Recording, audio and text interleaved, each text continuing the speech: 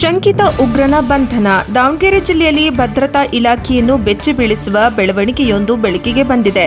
ಪಾಕಿಸ್ತಾನ ಮೂಲದ ಸಾಮಾಜಿಕ ಜಾಲತಾಣ ಸಂಪರ್ಕ ಹೊಂದಿದ್ದಾನೆ ಎನ್ನಲಾದ ಉತ್ತರ ಪ್ರದೇಶ ಮೂಲದ ಶಂಕಿತ ವ್ಯಕ್ತಿಯನ್ನ ಗುಪ್ತಚರ ಇಲಾಖೆ ಹಾಗೂ ದಾವಣಗೆರೆ ಪೊಲೀಸರು ಬಂಧಿಸಿದ್ದಾರೆ.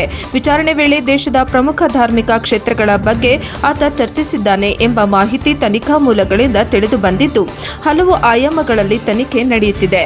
ಸುಮಾರು 15 ದಿನಗಳ ಹಿಂದೆ ಹರಿಹರ ಸಮೀಪದ ಖಾಸಗಿ ಕಾರ್ಖಾನೆಯಲ್ಲಿ ಪೇಂಟಿಂಗ್ ಕೆಲಸಕ್ಕೆ ಬಂದಿದ್ದ ಉತ್ತರ ಪ್ರದೇಶ ಮೂಲದ ಸುಯೇಲ್ ಎಂಬಾತ ಬನ್ನಿಕೋಡು ಗ್ರಾಮದಲ್ಲಿ ಬಾಡಿಗೆ ಮನೆಯಲ್ಲಿ ವಾಸವಿದ್ದನು. ಅನುಮಾನಾಸ್ಪದ ಚಟುವಟಿಕೆಗಳ ಹಿನ್ನೆಲೆಯಲ್ಲಿ ವಶಕ್ಕೆ ಪಡೆದು ವಿಚಾರಣೆ ನಡೆಸಿದಾಗ ಆತನ ಮೊಬೈಲ್ನಲ್ಲಿ ಪಾಕಿಸ್ತಾನ ಮೂಲದ ಸಂಪರ್ಕಗಳು, ಅನುಮಾನಾಸ್ಪದ ಗ್ರೂಪ್ಗಳು ಹಾಗೂ ಶಸ್ತ್ರಾಸ್ತ್ರಗಳೊಂದಿಗೆ ಫೋಟೋಗಳು ಪತ್ತೆಯಾಗಿವೆ ಎಂದು ತನಿಖಾಧಿಕಾರಿಗಳು ತಿಳಿಸಿದ್ದಾರೆ.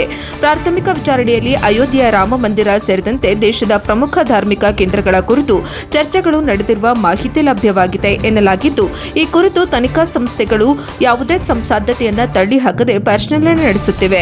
ಆದರೆ ಯಾವುದೇ ಉಗ್ರ ಸಂಚು ಸಾಬೀತಾಗಿಲ್ಲ ಎಂದು ಅಧಿಕಾರಿಗಳು ಸ್ಪಷ್ಟಪಡಿಸಿದ್ದು, ತನಿಖೆ ಮುಂದುವರೆದಿದೆ. ಮೊಬೈಲ್ ಡೇಟಾ, ಸಾಮಾಜಿಕ ಜಾಲತಾಣ ಸಂಪರ್ಕಗಳು ಹಾಗೂ ಇತರೆ ಡಿಜಿಟಲ್ ಸಾಕ್ಷ್ಯಗಳನ್ನು ಆಧರಿಸಿ ಕೇಂದ್ರ ಮತ್ತು ರಾಜ್ಯ ತನಿಖಾ ಸಂಸ್ಥೆಗಳು ಹೆಚ್ಚಿನ ತನಿಖೆ ನಡೆಸುತ್ತಿವೆ. ಪ್ರಕರಣದ ಸಂಪೂರ್ಣ ಸತ್ಯಾಂಶ ತನಿಖೆ ಪೂರ್ಣಗೊಂಡ ಬಳಿಕವೇ ಸ್ಪಷ್ಟವಾಗಲಿದೆ ಎಂದು ದಾವಣಗೆರೆ ಜಿಲ್ಲಾ ಪೊಲೀಸ್ ವರಿಷ್ಠಾಧಿಕಾರಿ ಎಚ್.ಡಿ. ಶೇಖರ್ ತಿಳಿಸಿದ್ದಾರೆ. ವರದಿ ದೇವರಾಜ್ ಕೆ. ನಲಿಹಂಕಲು, NKS TV4 ದಾವಣಗೆರೆ.